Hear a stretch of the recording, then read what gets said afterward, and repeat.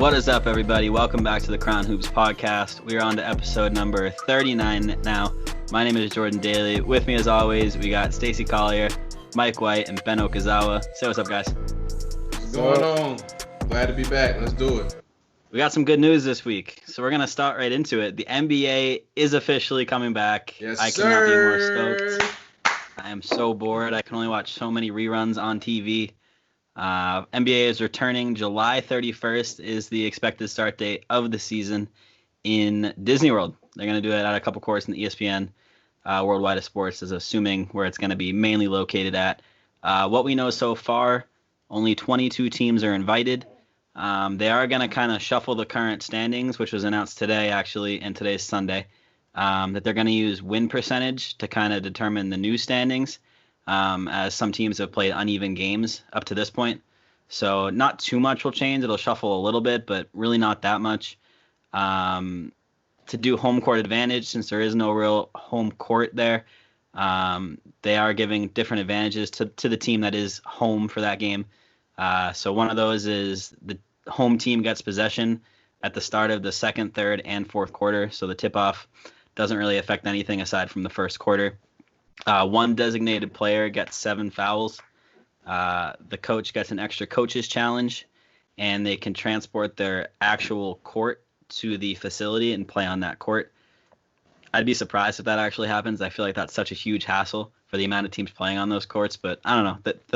It's Disney. Magic happens. Going into the season, there's going to be about 2 to 3 preseason games to kind of get the teams acclimated and going again. And then they're going to jump right into 8 more regular season games, which will count towards their record. And then the playoffs. There are a couple things extra added on that they've been debating about. So, for example, they're thinking about adding in 2K sounds for the arena, have the fans cheering. Also, with the coronavirus going on, the players are going to get tested every single day. It's going to be a less invasive one than the normal poke your brain through your nose. I've had that happen. It's really not fun. From what I was reading, it's just going to be like a mouth swab. But they're going to get tested every single day. And then an interesting thing, which I think will definitely happen, is that if the 9th seed, at the end of the games, if the 9th seed is 4 or fewer games behind, there's going to be a play-in round. So basically, the 9th seed and the 8th seed will play. The 9th seed is single elimination. So if they lose one game, they're done. But the 8th seed is double elimination. So the 9th seed would have to beat them 2 times in a row. But that definitely adds a little interesting factor. But that's pretty much everything we know so far about the returning season. Kind of wanted to get your thoughts on those new rules in effect and basically your thoughts on the NBA coming back in whole. We'll start with you, Mike. NBA, like I've been saying the last couple episodes, man, somebody getting paid to get this to happen, and finally we getting something going. 22 teams going in, man. I'm excited. I'm glad the NBA's back. I'm glad they found a way to make it safe. Now, were those advantages for the seeds, are those confirmed yet? Which one are they doing? One of them for sure, or? Everything on that list is confirmed so far except for the 2K crowd sounds. That was kind of up in the air. I don't need that, but given the higher seed, the first couple of possessions, it's a small little advantage. You can only do so much when everybody's at a neutral site, so I really don't have a problem with it. I don't really care about the coach's challenge. I don't even like the one they get. They don't really be using it. They be using it in the first half on just bogus calls, so I'm not worried about that. But I'm just happy for the NBA to be back.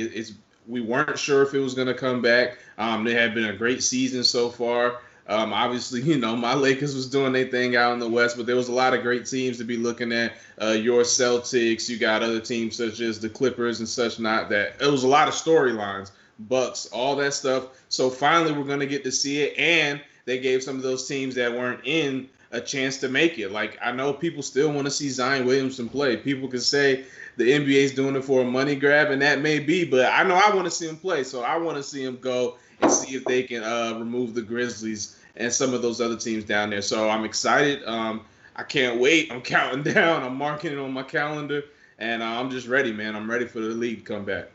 Yeah, and plus if the odds that the Pelicans do get in, they'd have a pretty good chance of playing the Lakers first round, and that would be a good matchup. LeBron and Zion. Hey, That's what the sweet. people want to see. That's what the people want to see. It'll be fun, but that's sweet. We sweet. Yeah. Okay. All right. What from all the new add-ons? What's your favorite and least favorite aspect of it?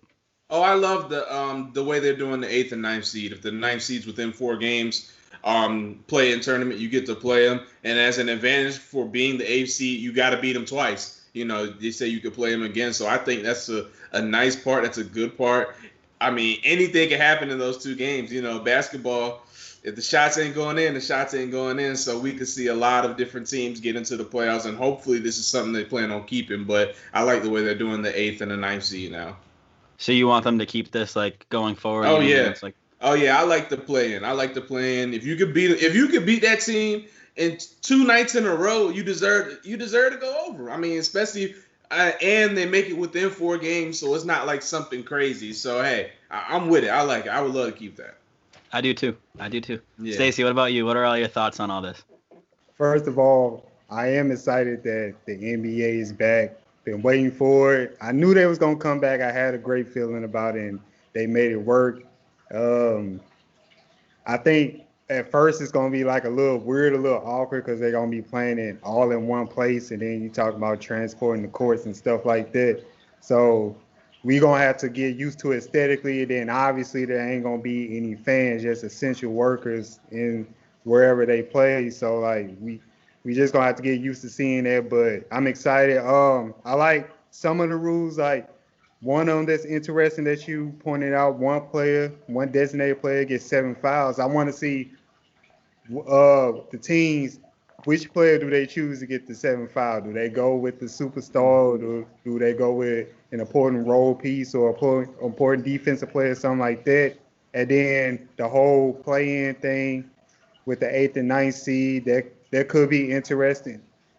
I thought 4 games was a bit too much. Like I thought it was gonna be like 2 or something like that, like a little bit closer. Because if you 4 games behind, then ain't that kind of your fault? You're not even really that close to getting to the playoffs. But I do want to see how that turn out. Now I hope they do not do the whole 2K sound thing. Don't do that. That's cheesy as hell. Don't do that. We already play 2K. We don't need nothing else like that in real life. What they should do is they should just mic the players up. Just tell the players don't cuss, don't say. No. They're gonna cuss, and that's what the people want to see too. Hey, this playoffs. I'm cussing. You go hear everything. I would love to hear what playoff talk is like during an NBA Finals matchup. What's them sounds out there them players be saying? That would be crazy. I would love that. Yeah, I'm looking out for the kids on this one. But the adult in me, of course, I don't mind hearing all that. I want to hear like LeBron and Giannis and all the leaders, how they tell people to go to which spots and all that stuff. I want to hear how all that plays out, because we don't hear that. We see the communication, but we don't necessarily hear it all the time. So I'm excited for it. I'm excited. I know there was a story, JaVale McGee. He said that he's not quite fond of the whole them being in Disney World, because they're gonna be quarantined inside of quarantine. Like they can't explore the territory and all that stuff. So I want to see how that affects the players mentally, because they're gonna be all in one place the whole time and getting tested every day. Will some of them be tired of that and then just throw the rest of the games away, especially if they like the lower seeds? I don't know, but I'm excited for the prospects and everything right now.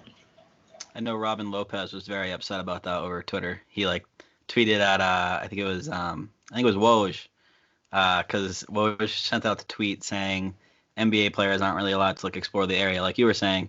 And then he tweeted back, he's like, "But I have the annual Disney pass and it says no blackout dates."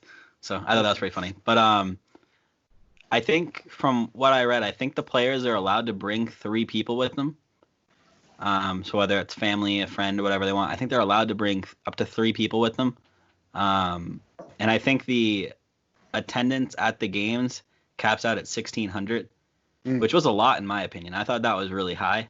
But I guess when you take into consideration all the people that are kind of needed to make an NBA game run, the film crews, I guarantee you some media will be there, the players themselves, the training, the coaching, all the staff. It'll probably add up to about that. and especially when you add on that each player is allowed 3 people, it definitely adds up. But yeah, I can definitely see that being like a mental issue kind of piling on after a while. It's definitely going to be hard because it's going to be a while. So we'll see how they handle that, especially since we know some players haven't really been following quarantine. Like there was a video of Trae Young a couple nights ago, went out and played a game at some gym. It was like a packed gym, and he was balling out. It was like Oklahoma City or something. Yeah, I think I saw you that, know what I'm talking about. Yeah, so when it comes down to that, they're gonna have to stay quarantined. Otherwise, they're gonna be costing their team. You know, they may not get to play. I don't know how they're gonna handle that. What are they gonna do if they catch a player not quarantining himself, just going out and doing whatever he wants? Because there are definitely players in the league that like to party, Harden. So they'll have to try to keep a close eye on that. But Ben, what are your thoughts on all this? I think it's super exciting. NBA is coming back. Can't wait for July 31st. It's kind of a long way away though, which sucks a little bit.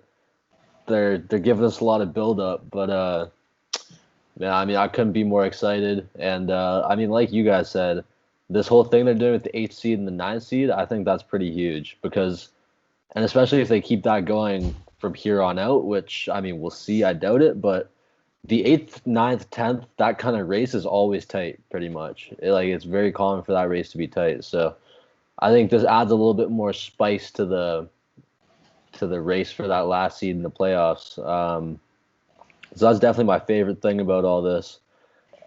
Something else that's interesting though, like Stacey was saying, one player getting 7 fouls as home court advantage.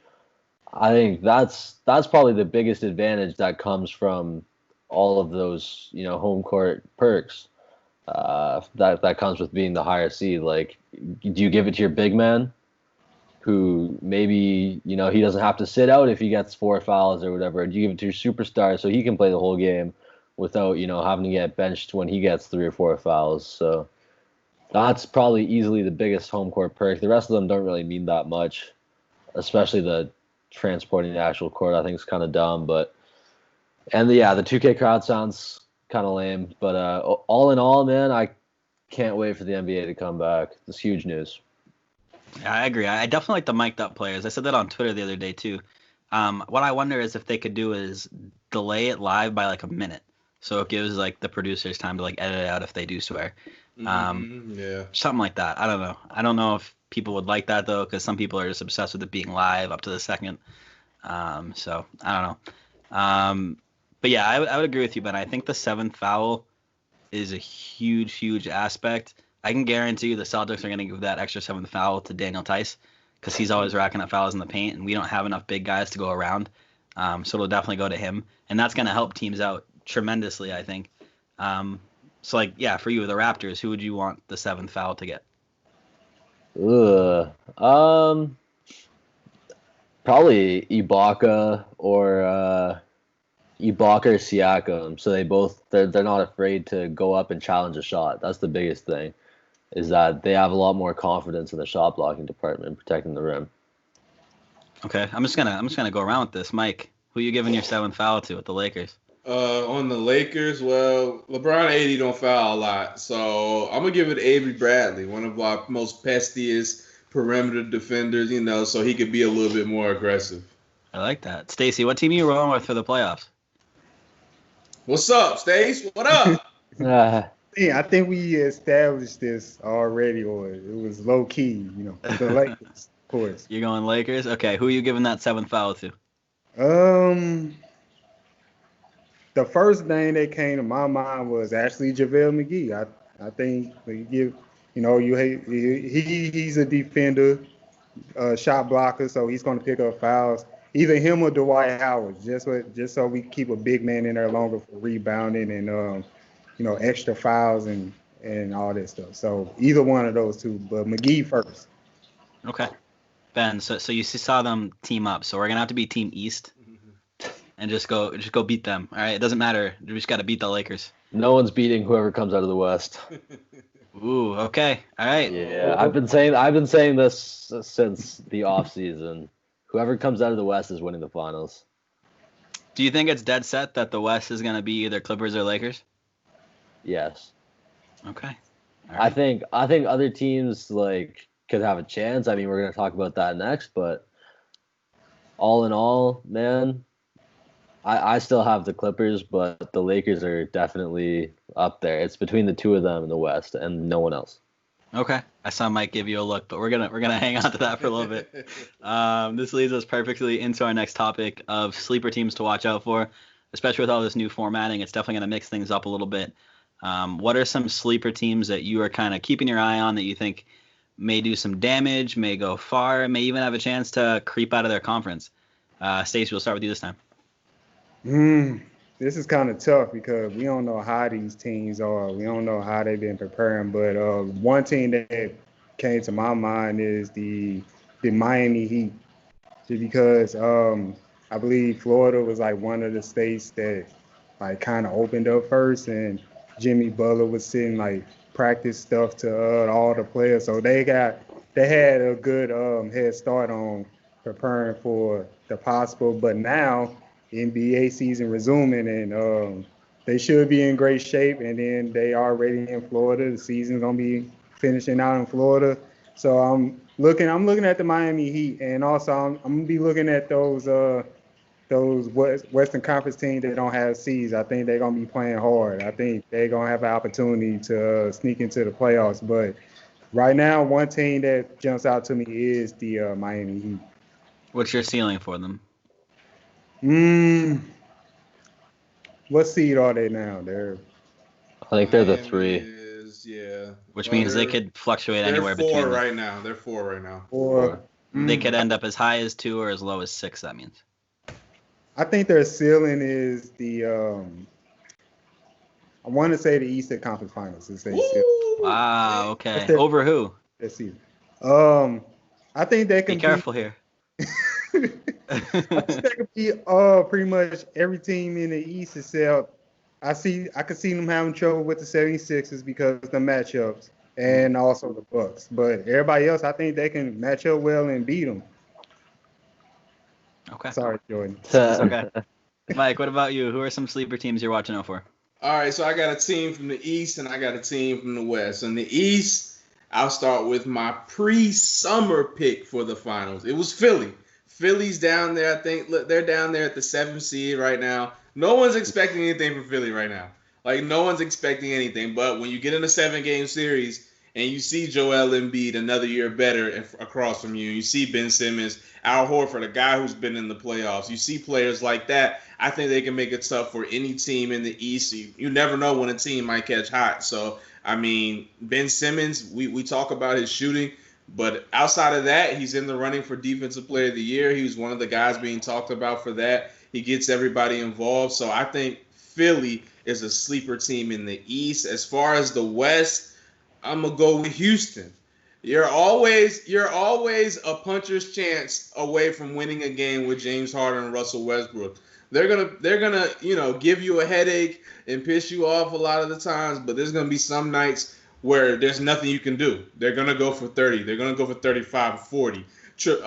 Russell Westbrook is flirting with a triple-double. So I think at times with that small ball lineup out in Houston, we've seen there's times when they can really just run you right off the court, especially if you're not equipped to play against them in small ball. So on both sides, I got Philly and Houston as sleeper teams. Okay. Where do you see their ceilings? I think Houston's ceiling... it's tough this year with the Clippers and the Lakers, man. I think they got a puncher's chance to get to the Western Conference Finals. But if I had to bet, I would say second round exit for Houston. As far as Philly, well, where are they at right now? They're at the 7th seed. So let's say it stayed right now. They'd be playing Toronto. I think that's a tough series. Even though I like Toronto, I think that's a tough series in the first round. So I'm going to say their ceiling. I'm going to say Eastern Conference Finals, honestly. They got a lot of talent, and a lot of teams, a lot of people were looking at this team. So I'm going to go both teams can make the conference finals, but not likely. Okay. Ben, what about you? What are your sleeper teams? I'm also going to take one from each conference. As for the East, I'm with Mike on this one. And I was with Mike from the start. I think Philly is easily the most talented team in the conference. Embiid, Horford, Simmons, and then you got all those wing guys. Tobias Harris is still there. Matisse Thybulle had a cool rookie season, especially on the defensive end of the ball. He was doing his thing out there, along with Ben Simmons, who's 6'10" point guard, can lock up any position pretty much from 1 to 5, 1 to 4 at least. So, and I see their ceiling as the NBA Finals, honestly. I think they could easily make it out of the East if they play to their potential. And, I mean, that's what the playoffs are for. The playoffs, they test your mettle. So either they step up to the plate or they don't. And if they do, I see them in the Finals. And then as far as the Western Conference, I'm rocking with the Oklahoma City Thunder. I was honestly real surprised by them this year. They got that three-headed monster out in the backcourt. Dennis Schroeder, Shai Gilgeous-Alexander, and Chris Paul had a great season. Good bounce-back season from a lot of people calling him washed last year. And so I'm excited to see what they do. I think their ceiling is the second round, but I mean, from what people were predicting earlier on, and even from what people are thinking now, it's they're definitely a sleeper team out there. Okay, and what did you say their ceiling was? Second round. Second round. Okay. Yeah. For me, I have two sleeper teams, both in the West, and then I have a prediction for the East. I'll go with my sleeper teams first. None of them have been said yet, so I was kind of surprised by this. But my first sleeper team out of the West is Denver. I feel like they are a very, very good team, very talented. They have a lot of skilled players. Pictures have been traveling around lately of Jokic and how lean he's gotten in the quarantine season, whatever you want to call it. So maybe he's lost some fat, maybe he's faster, maybe he's more agile, or maybe it just made him lose a ton of weight and now he can't body up with people in the paint. I don't know. That's going to be something that you got to take into consideration. But Denver is a very, very good team. I would give them Western Conference Finals as a ceiling. I think they could take out. Matchup-wise, I would say they could probably take out the Clippers, but obviously that comes down to the seeding. But I would say Conference Finals is their ceiling for me. My other team in the West would be the Dallas Mavericks. Obviously, they got Luka and Porzingis. Luka's a beast. Apparently, he's been training an insane amount this little mini off-season thing. He hired like a personal dietitian, a personal trainer every day. He's been going hard. He hasn't stopped. And we've seen him develop at a tremendous rate already. Who knows what this little break gave him? So that's always a team you got to watch out for. They do have a very, very good team. They don't have as many big names as obviously the Lakers or the Clippers do, but they do have some talented guys on that roster, so we can't really sleep on them.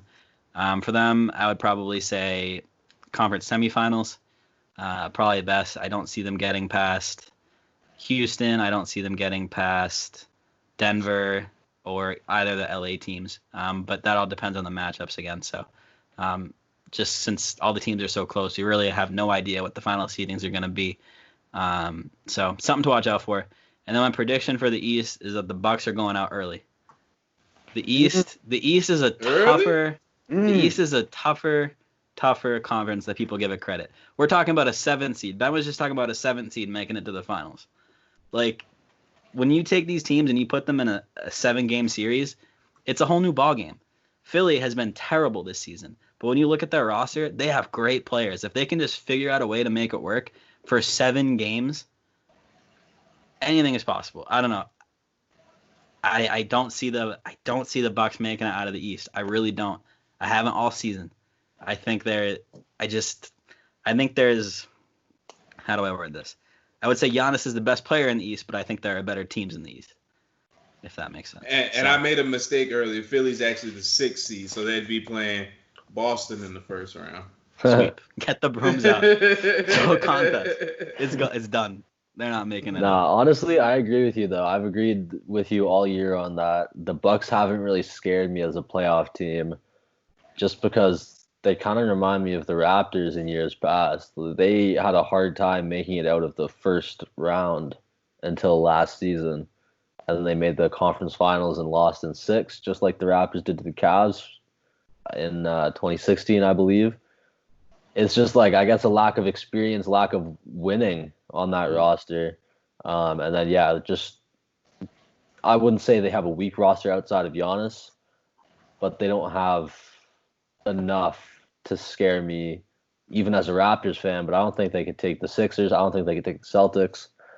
And I think like they would be hard pressed to beat the Raptors as well. So Yeah, I mean, I don't know. I feel like people are just so high on the Bucs. I just don't see it.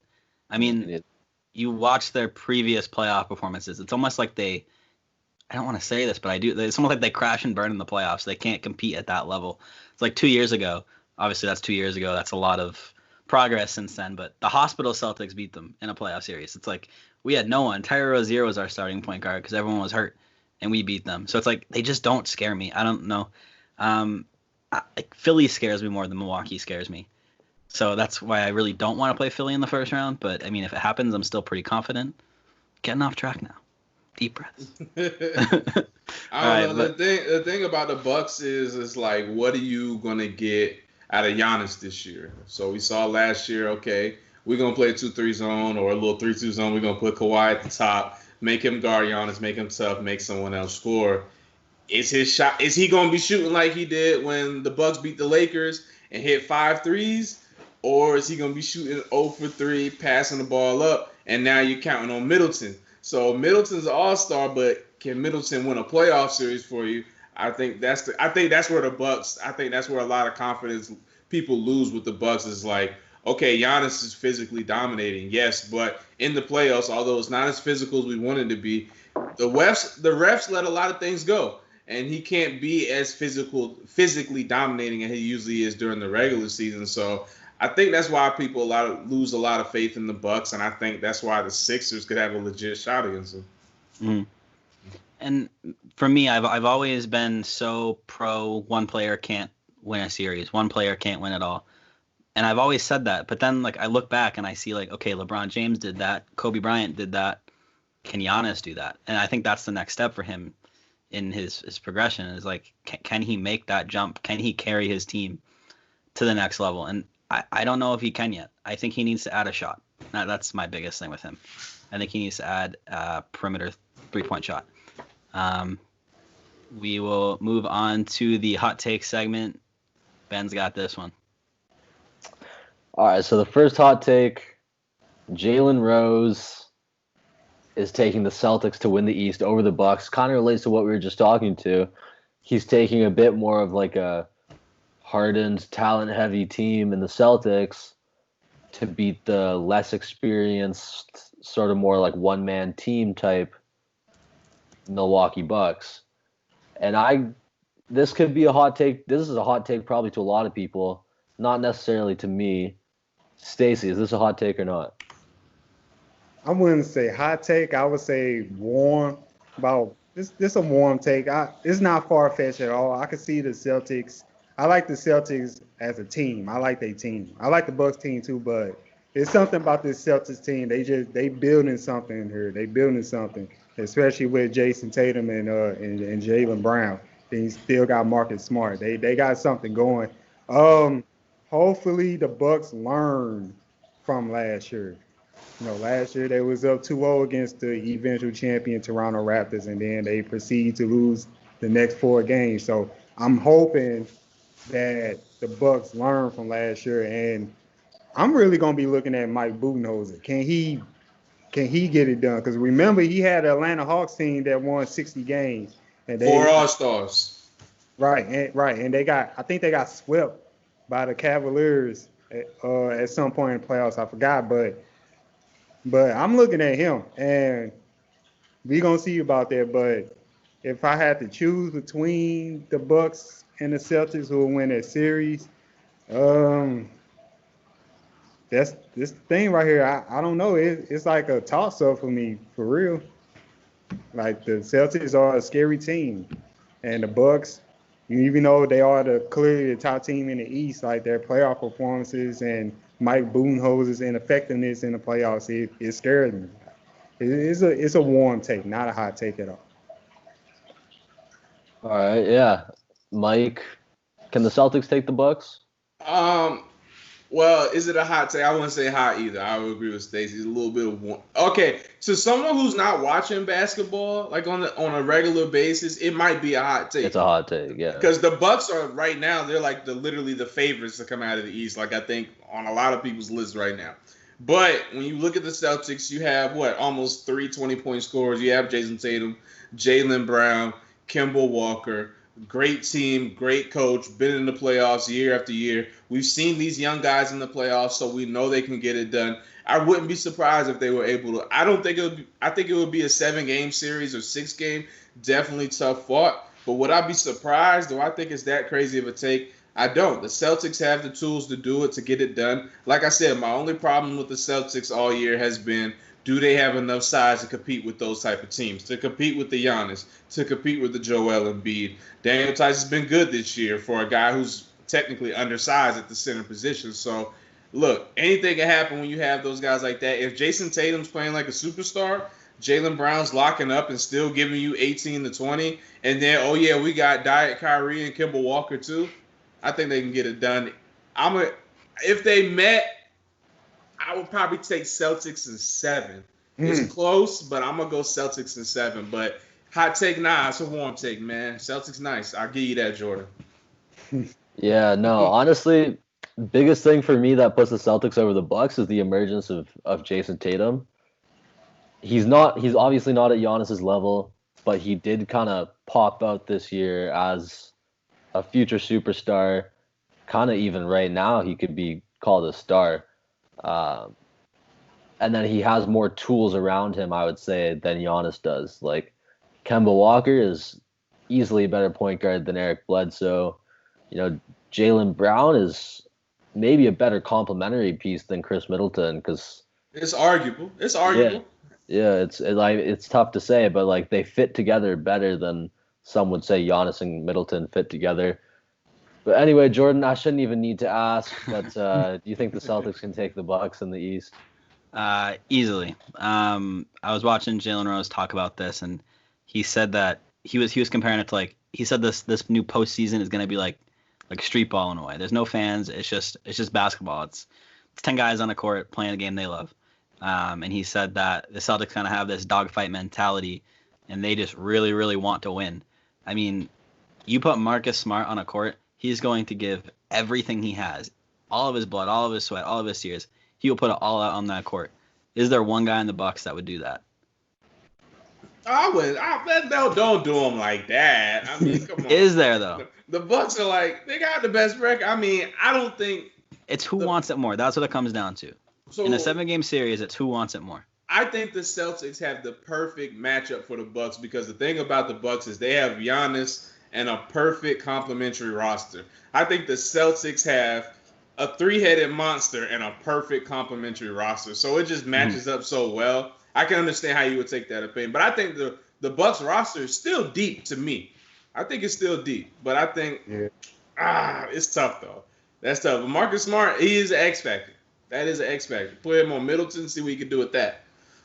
That's what I'm saying. People sleep on him. Mm-hmm. He covered Giannis. He locked down Giannis a couple games. You remember the charges he took? Yeah, he's smart. He's a good player. I like him. He's very smart. I like how you said that.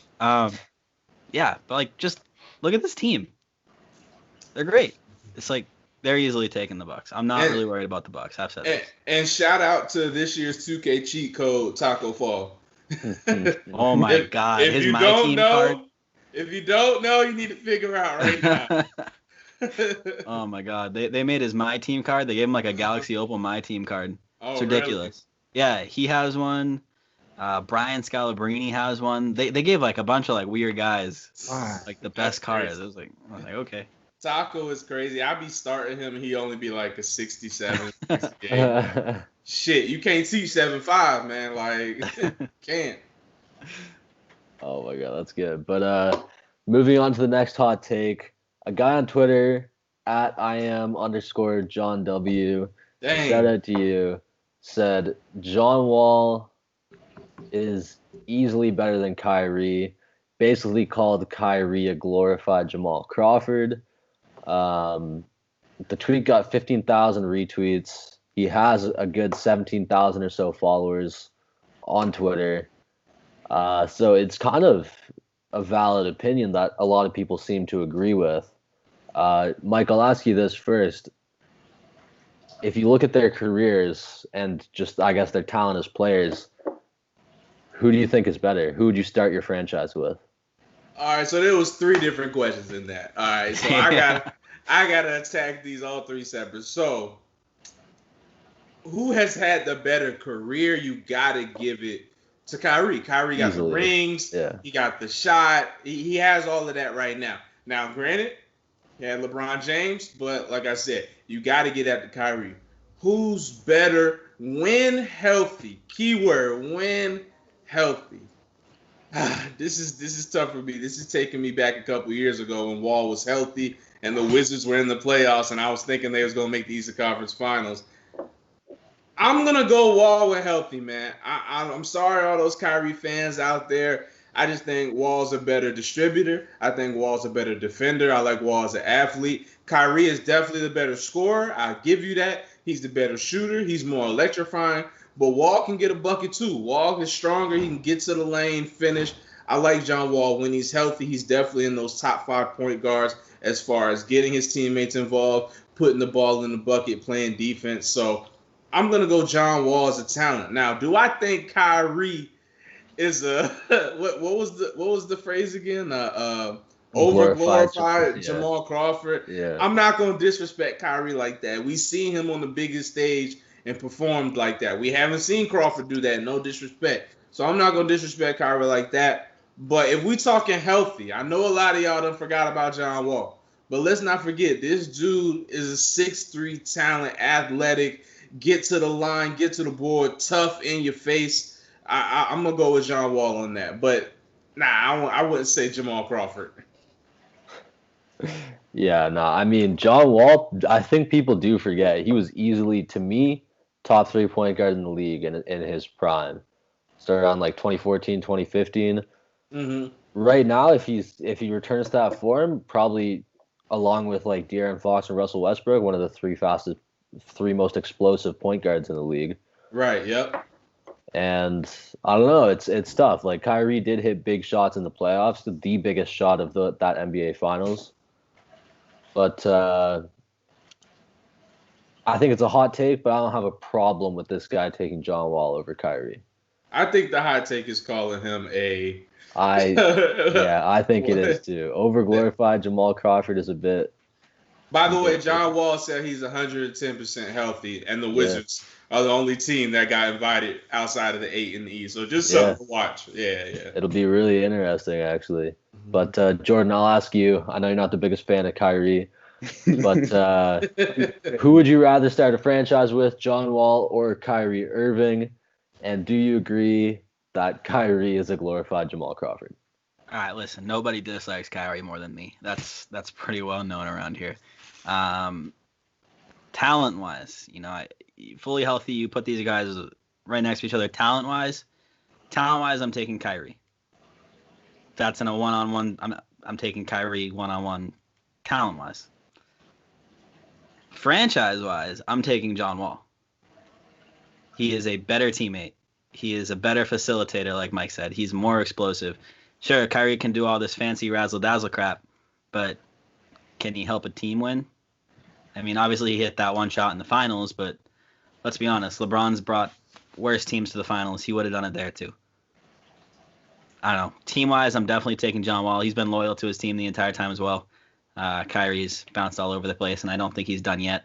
Yeah. So talent-wise, I'd say Kyrie, and it kills me to say it. Franchise-wise, I'm taking John Wall. Okay. I mean, what I will say about that is that John Wall hasn't always seemed like the perfect teammate. I feel like he and Bradley Beal were always in some sort of like rumor mill drama type thing, and I don't know. I'm not going to blame him for slipping in the shower, but it's kind of a shitty way to end your season. But Stacey, I'll move on to you. Do you think John Wall is better than Kyrie? And would you call Kyrie a glorified Jamal Crawford? Right now, on face value, John Wall is not better than Kyrie. But I will say this, John Wall should have been better than Kyrie. If only he was healthy. I'll take John Wall for Kyrie 10 out of 10, 10 times out of 10. I love his mentality. He has a dog mentality. He's a fighter. He's a defender. Explosive, super explosive. I still remember that one play he took it 94 feet, dunk at the end of the play. He's just amazing. But them injuries. Them injuries just killed him, man. I wish he was healthy. Is he playing? Is he gonna play? Like I said, all I seen was John Wall said he's 110% healthy. So it's a shot. And then I think they said something, Silver said something about allowing players that were originally out for the season. If you're healthy now, you can play. So maybe. I'm not sure. I hope he plays. Cause truthfully, John Wall was one of my favorite players to watch before he slipped under the cracks. But me personally, I'm taking John Wall. But Kyrie does have the better career. He's more likely to be a Hall of Famer than John Wall, and that's what it is. But let's see, Kyrie being a glorified Jamal Crawford. I say both of them have similar skill sets, but Kyrie is definitely the more efficient player, and I'm taking Kyrie in that argument. I don't think he's a glorified Jamal Crawford. I think they kind of in that same build, but Kyrie has, in my opinion, done it better. So that's what I say about that. Yeah, I mean, I think that's even disrespectful to Jamal Crawford. He's a great player. Mm-hmm. So to make it seem like he's not that good, as in comparing him to like if Kyrie was worse in a sense, seems a bit disrespectful to me. But I get where he's coming from. Anyway, that was our last hot take. Jordan, I will pass it back to you. Sounds good. And on what Mike said earlier, they already announced that Kevin Durant wasn't coming back for the Nets too. So yeah. Just something to throw in. Was there a Kyrie update? Is he coming back? No, he's not. I seen that. Okay, so he's done too. So the Nets are hurting. Nets are gonna be trash. Yeah. That's the way things stand right now. That's my first round playoff matchup. I'll take it. I'm jealous. If you want to trade, let me know. I'm sure we can work something out. Are the Nets 8th or are they 7th? They're 7. But that could change with the whole win percentage thing. Yeah, that's what I'm saying. Played less games, so. And if John Wall's healthy and the Wizards sneak in because the Nets are trash, I don't know, but I'm just saying, who knows? Listen, I would much rather have the Wizards in that AC than the Nets. Dinwiddie, LeVert. John Wall. I guess that would be a good Cinderella run. Yeah. That would be nice to see the Nets. Imagine the Nets make like a deep playoff run without Kyrie. Oh, that would make me feel so good. Crazy. Okay. Maybe I do want that then. But moving on with the podcast, I'm going to hand this next topic over to Stacey. Stacey, take it away. All right. So, unfortunately, we have to talk about this. We all know what's going on. The aftermath of the tragic death, I should say, of George Floyd, Minnesota man killed by a police officer, knee to the neck, basically was choking, 8 minutes and 46 seconds.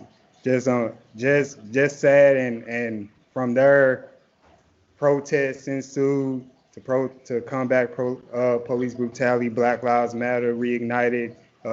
We got a lot of people out there, my people, fighting for change and everything. And it's just wonderful to see despite the situation.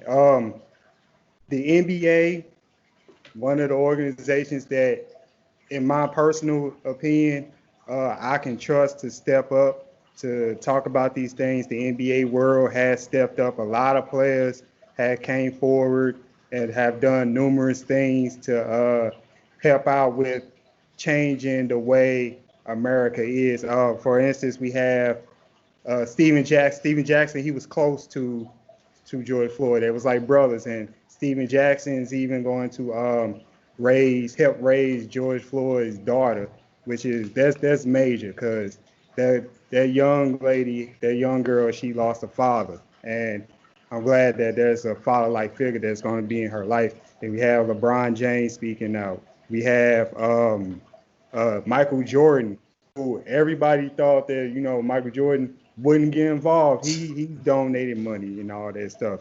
Then we had DeMar DeRozan with Kendrick Lamar and Compton leading protests. Russell Westbrook is out there on Hollywood leading protests. So the NBA is stepping up and is helping out, and it's taking on social responsibility 100%. Matter of fact, coaches anticipate the NBA from when it restarts to to infinity, basically, to be a voice, a leader in change. And it's just amazing to see the NBA come together and give back to his people, to his fans, um, through a tragic situation. And I just want to go around the room and get you guys' take on that. What you think about the NBA being involved in the Black Lives Matter protests and protesting police brutality, getting everything changed and fighting for equal rights and everything. Mike, let's start with you. I think it's great. I think it's great that NBA players are standing out and showing that, even though that, sometimes we look at these players on this higher pedestal, them going out, protesting, marching with the people, showing that they're right here with us. Jaylen Brown, Russell Westbrook, DeMar DeRozan, like you already mentioned in Compton, just to name a couple of players, Steven Jackson, obviously. So it's good to see those players going out and protesting police brutality. It's good to see the NBA sticking up not only for men who not only look like me and you, Stacey, but stepping up for their players and stepping up for people all across the United States who are victims of this or who haven't been a victim of this, who know somebody. Because you just never know in this day and age. Like, there's no room for racism, none of that in this day and age. And I'm glad that the NBA has taken a front seat and bringing that to the forefront. I'm glad Michael Jordan has donated so much money because, like you said, Stacey, people really know Jordan as, Jordan just make his coin, stay in his house, and that's it, with the shoes. And I heard rumors before that he was donating monies to prisons and, all types of shit like that. But you see him come out and donate this much money to such a cause like this. It's just a beautiful thing to see. Unfortunately, it took a tragedy like this for us to see some of this. But the fact that the NBA is,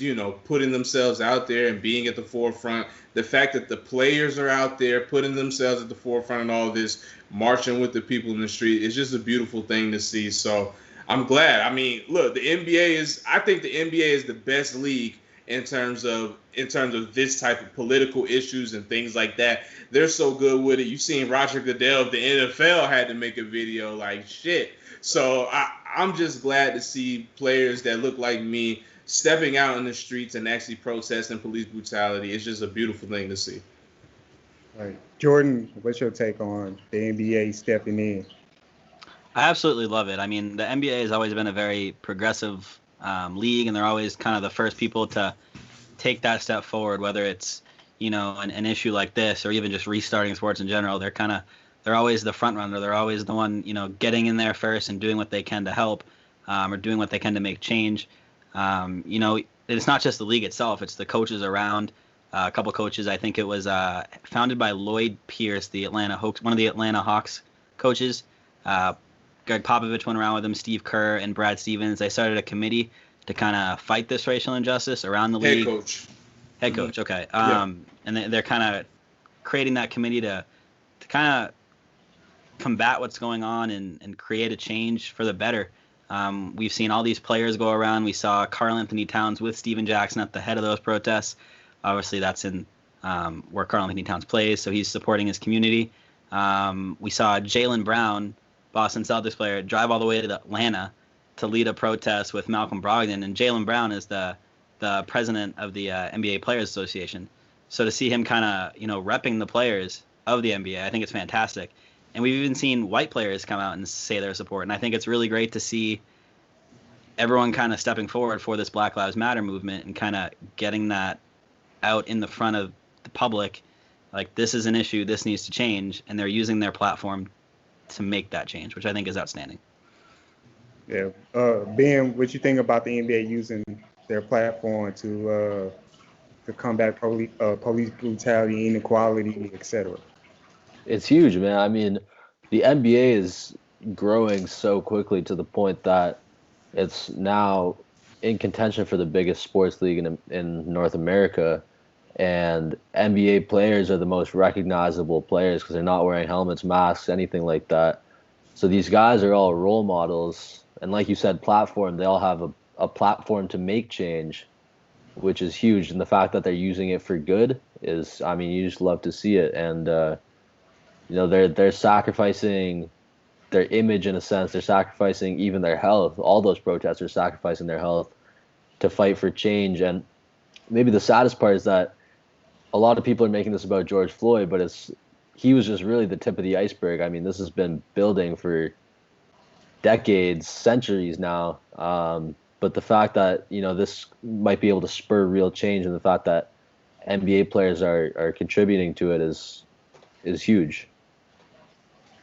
Yeah, and I want to add on. I hope that this stays. I hope like the NBA don't turn out to be one of those corporations that puts out a statement that does, the bare minimum, and then this whole thing just goes away. Now, like something like this needs to keep going, because we all pointed out and we all know that things need to change in this country. Like this is it. We had enough of our men and our women and our children getting murdered by police, and the inequalities, cussing, education, and all that stuff. So I do hope a lot of organizations, multi-million, billion-dollar organizations, can step in and do something that's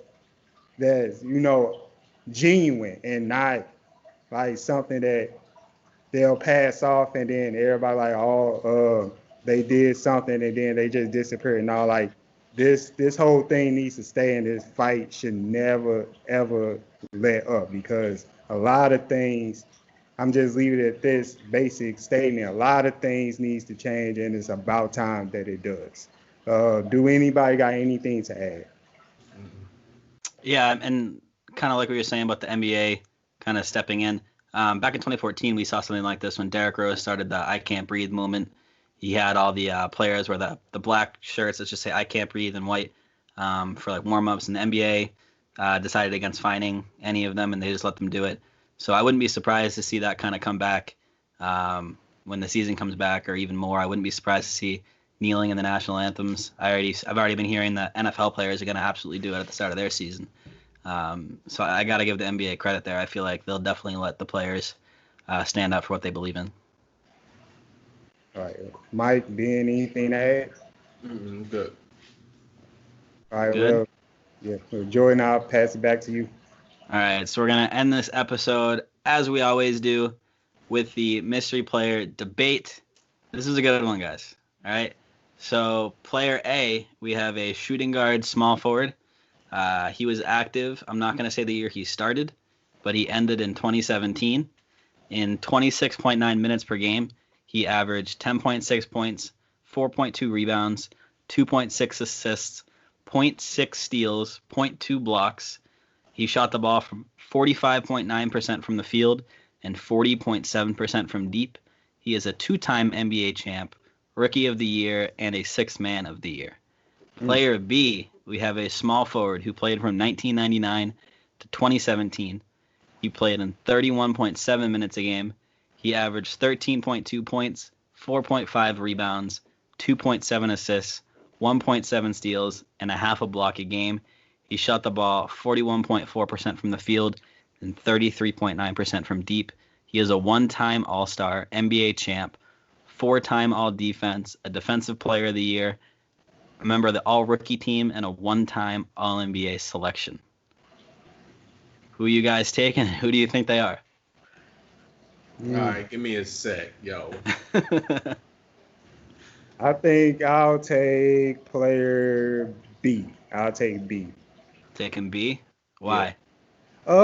It's just a lot more on B's resume. The Defensive Player of the Year, All-Star, four-time All-Defense, and all-around stat player. And I know the bad thing about player B is his efficiency, but from like 1999 to before like this whole crazy age of analytics, like shooting percentage wasn't like that big. Because Allen Iverson, one of the greatest players of all time, he shot like I think below 45% for his whole career. So, I don't mind having player B on this team. Got to have a lockdown defender. Okay. Mike, Ben, any questions? I'm looking at these dudes' stats, yo. Hold on. Because I think I know who player A is, but I ain't gonna say nothing. Okay. Let me see. 26-10. That 40% from 3 though. I don't know. Got me looking like a scout over here. I might have to get him. Hold on. 2-time rookie of the year. Second player B, 13 points. 1.7 steals. Okay. 33%, 41. Oh, and a defensive player of the year? Mm-hmm.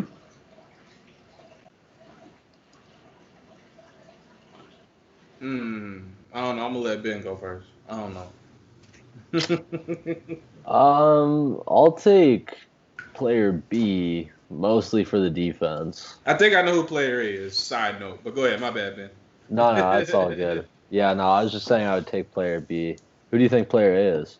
I think player A is before he picks. Okay. Who are you picking? Player A or player B? You asking me? No, I'm asking Mike. Oh, I thought you was asking Ben. No, Ben already said who he was taking. Oh, dang, on the spot like that. I got 2 votes player B right now. Can Mike mix it up? I'm going to go player A. Let's go. Player A. You know why I'm going player A? Because I'm confident I know who it is. And I just seen a video of him recently. I think player A is Mike Miller. And I'm going to go with him.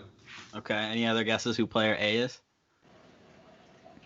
Wait, am I wrong? I don't like the way you said that. You said that like a teacher. Okay, anybody else? Just want to see if anyone else has any guesses before I give it away.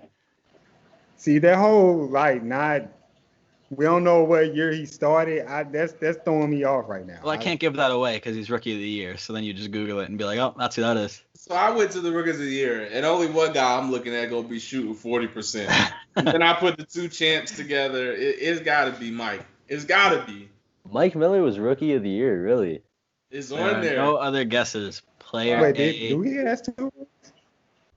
Oh, Player A is in fact Mike Miller. There we I go. saw that video the other day too, so that's why I was like, I'm gonna put him on this. Him giving buckets. Like, Yeah. What teams did player B play for? Player B. So I thought Mike was gonna get this right away because he ended his career with a couple years with the Lakers. Oh, is this Ron Artest? It is Ron Artest. Oh. That's all I needed. Once you said that, I had Not it. a world peace. Oh, my moment of glory, Mike. I'm sorry, man. I'm I was sorry. 25 seconds away from saying Ron Artest. We gotta start keeping track of these and who guesses them, and like after like a certain amount of episodes, we can see like who's in the lead. And... Space next to my name. What, Stacey? There's a blank space next to my name. No, there was one week you got both of them. Yeah, there was actually. Yeah, you were. Because I think Ben got both of them the week before, and then you got them both. Ben, I never got any. That's not true. You've definitely gotten 2 guys some. stole my moments.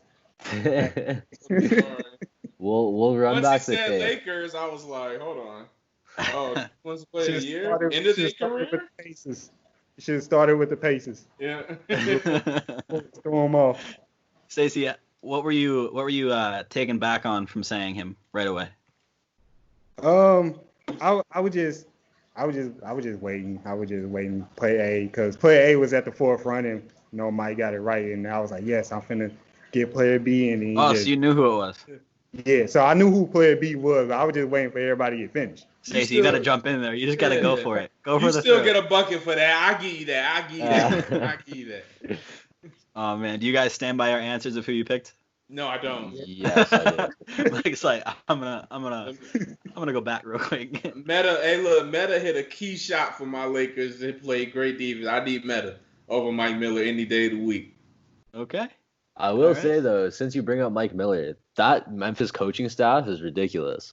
Mike Miller and Penny Hardaway. Penny Hardaway, right? Yeah. Yeah. That's kind of That's a sick. If squad I was right going to there. play for any college team, playing for a team coached by Penny Hardaway and Mike Miller would be That'd be that's so much dope. fun. You could learn so much. that'd be so cool. Did everybody see that video of him playing the did you see it, Stacey? Oh man. Oh Well, no, Memphis, easy. I kept watching. I was like, who is this giving this guy buckets so easily? Like, It was effortless. Yeah. He's got to be like what, mid-40s by now too. Let's see. At Killing it. least 40. At the least. Exactly. Yeah. 40 Yeah. exactly. Wow. Wow. That's crazy. All right, that's a good way to end off the episode. We're exactly an hour in. Thank you guys for listening, watching, whatever you're doing. I'm going to leave a couple of links in the description of this one, whether you're watching on YouTube, Anchor, Spotify, whatever. I'll make sure to put them in the description for different ways you can donate to the cause for the Black Lives Matter movement. There's a couple. There's one donating to all of the expenses that have gone on with the George Floyd thing. There's one donating directly to his daughter so she can go ahead and do everything in her life that she needs to do. Obviously, she's now without a parent. And I'll leave a couple for just various different things down below. We've already grouped up a couple different links, so I'll make sure to put those down below. Check them out if you can. That's going to do it for this episode, I believe. As always, my name is Jordan Daly. With me this week, we had Mike White, Stacey Collier, and Ben Okazawa. We will see you guys next time. Peace.